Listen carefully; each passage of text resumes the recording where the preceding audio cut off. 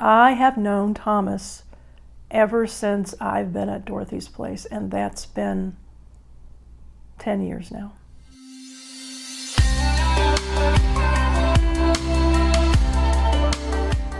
When I met Thomas, he was this muscular guy. You know, he was telling me he was having a hard time working because he was having a hard time breathing.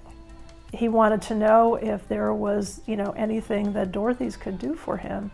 And I said, why don't you apply for the House of Peace program? Now, it was kind of strange for Thomas because this upstairs portion that we use for House of Peace right now, back when he had been here before, we had leased this area to another organization who did a transitional program.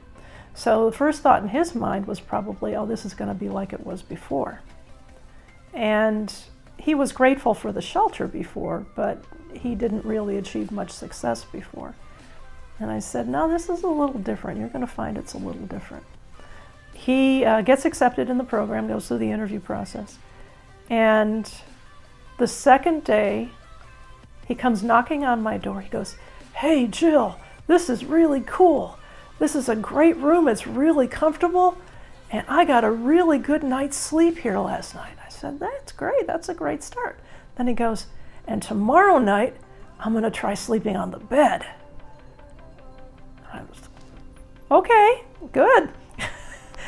And it was like, wow, he was more comfortable sleeping on the floor the first night. And now he's going to ease himself into a bed. That kind of hit me right there. Oh my God, what's this poor guy been through? Since then, Thomas saw a doctor, got diagnosed. It wasn't just respiratory failure, it was complete pulmonary failure.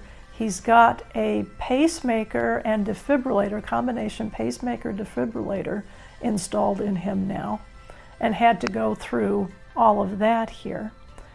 And at the same time, the program director really recommended that he try getting some therapy.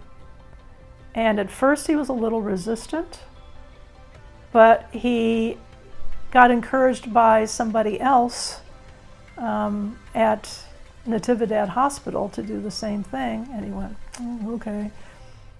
And then he started exploring his past and why he had such anger built up inside of him.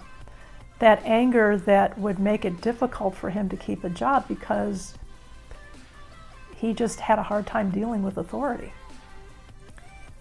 And exploring all of that was painful for him.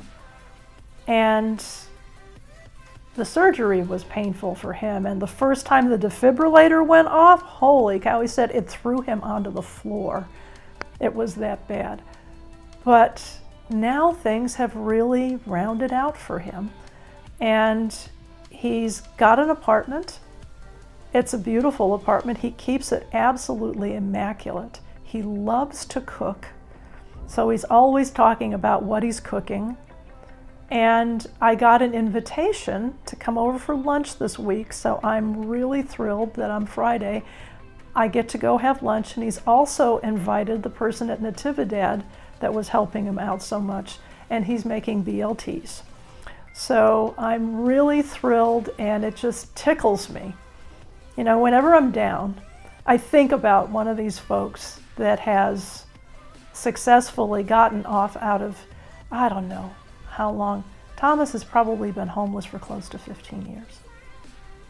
And it tickles me that he's going to be making BLTs today and I get to go for lunch.